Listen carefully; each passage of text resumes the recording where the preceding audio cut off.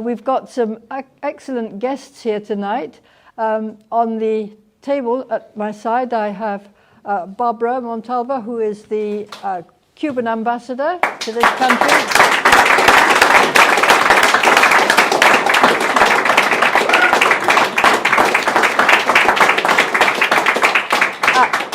And to the left, I have a minister from Nicaragua, no less, Mr. Whitaker, who is an advisor to the President on International Affairs.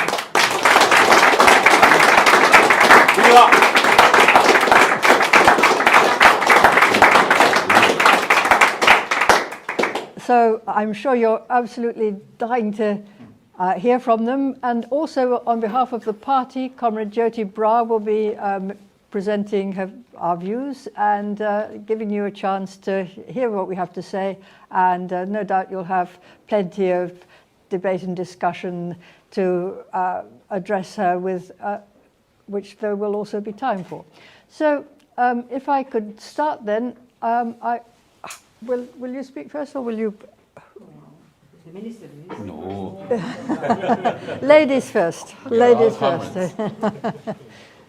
So, well, dear Ella, Harper, Jyoti, friends, it's a pleasure to share with all of you in this party annual celebration of the great October Socialist Revolution. A historical fact that cannot be ignored and much less forgotten. Without the October Revolution, the end of colonialism and the liberation of dozens of people on all countries would not have been possible.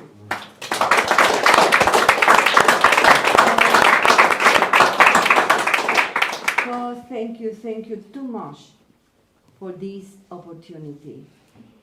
I would like to begin by conveying to you the greetings of the Communist Party of Cuba to all of you.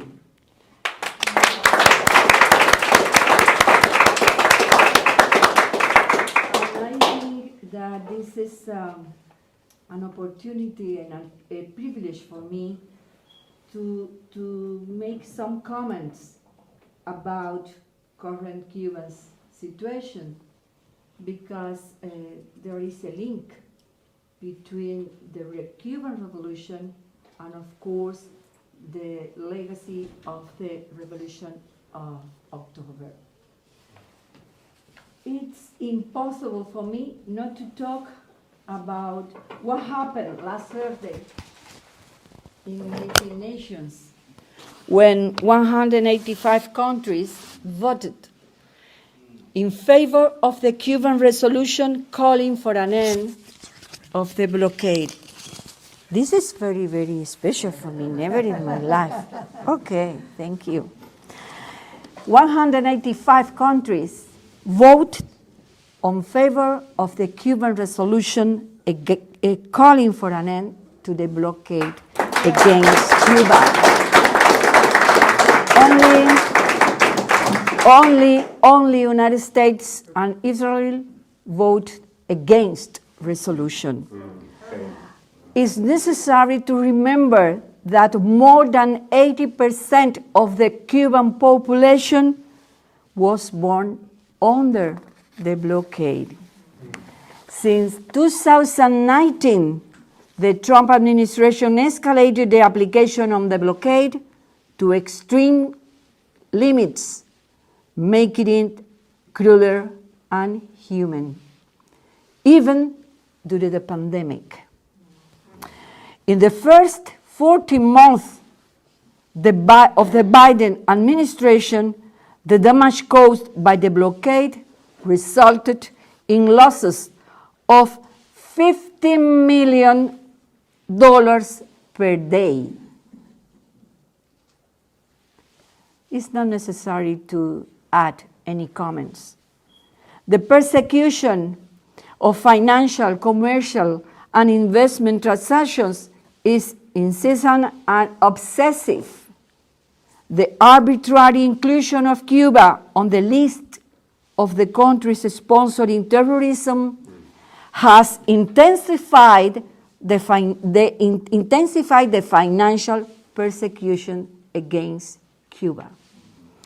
It is true that Cuba can buy limited quantities of commercial products in the USA, always under permits issued for each purchase, but we are obligated to pay in advance and cannot access to credit. So is not an example of the common bilateral trade relations. It is true that in recent months, the Biden administration took steps to resume direct flights from the United States to other Cuban provinces, the sending of remittance and consular formalities. But these are positive steps, but they are very, very limited. They do not change the policy nor the economic, commercial, and financial measures which remain in force. The Cuban government has always expressed its willingness to discuss differences with the United States, to move towards understanding despite our differences, and to develop civilized relations based on mutual respect without undermining our sovereignty. We will never renounce to the system of social justice that we defend. We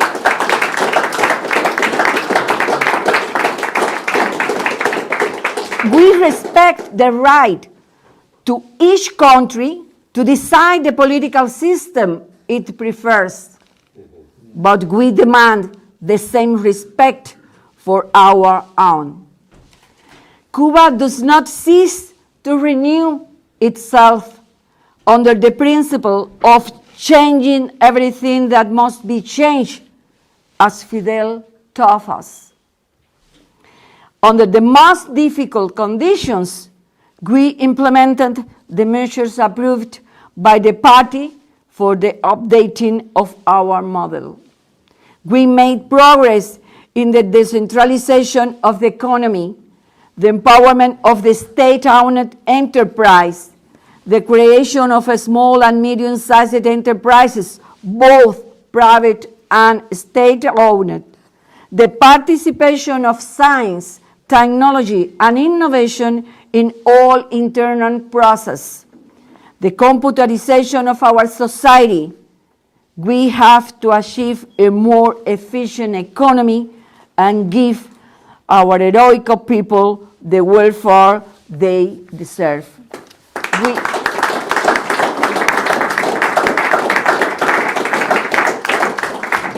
The human being continues to be our priority. We do not apply neoliberal recipes to solve economic problems, and we never do it. Never. We take on the challenges of the present with the same determination that we took on those of the past. We have survived many things, many challenges. We will survive these hard times, and we will fight to our last breath with faith in victory. Thank you. Thank you very much to you all for supporting us in our demand to end the blockade and to respect our right to live in peace.